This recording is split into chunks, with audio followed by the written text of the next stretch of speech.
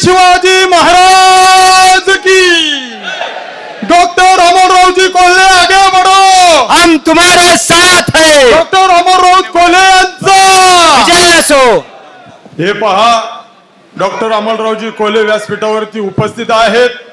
सर्वांना चाहूल लागलेली आहे. दिवस राहिलेत मोजून 10-11 आणि यामध्ये आपला प्रचार नक्की झालेला आहे.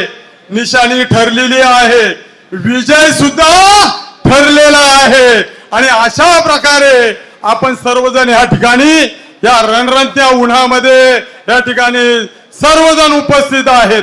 आणि अशा प्रकारे आजची जी निवडणूक आहे, खऱ्या अर्थानं हे भाजप सरकार हद्दपार करायचं जनतेने ठरवलेलं आहे.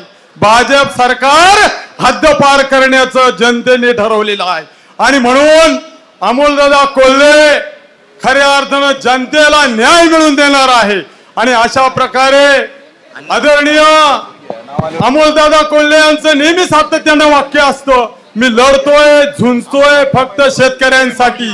आणि त्याचं एकमेव कारण आहे ते त्यांच्या खऱ्या अर्थानं भाषणामधून सांगणार आहेत. कांद्याचं काय झालं, कांद्यावरती ते किती भांडले दिल्लीमध्ये, त्यामुळे दुधाचा प्रश्न किती वेळा मांडला. त्याचप्रमाणे आपल्याला हे सरकार का नकोय, मोदी सरकारचा लोक तिरस्कार का करताय, शेतकरी तिरस्कार का करतोय. मुंबई सारख्या ठिकाणी चांगल्या कंपन्या आज मोदी सरकारने ह्या गुजरातकडे नेलेल्या आहेत. तसं पाहिलं तर छत्रपती शिवाजी महाराजांनी सुरत लुटलेली आपल्याकडे आणली आज वाचपा काढण्यासाठी.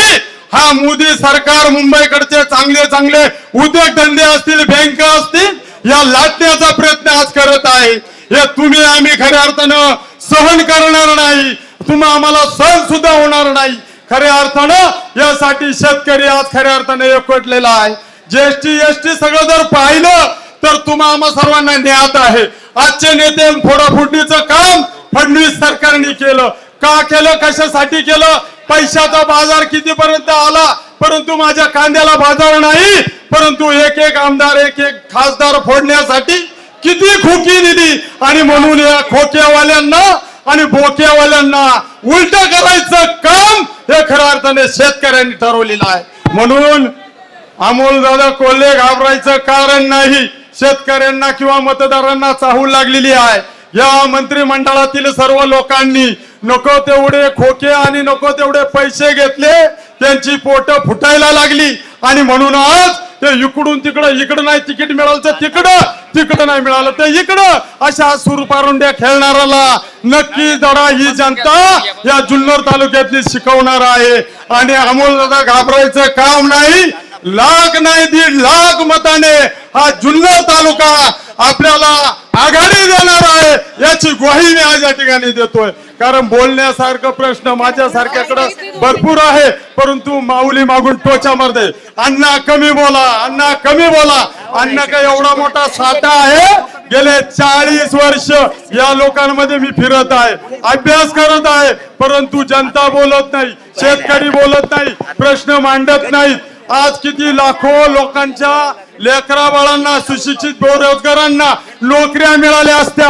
अशा करोडो रुपयाच्या कंपन्या या मोदी सरकारने आपल्यामधून लंपास केलेल्या आहे, याची सुद्धा जाण तुम्हाला आम्हाला आहे.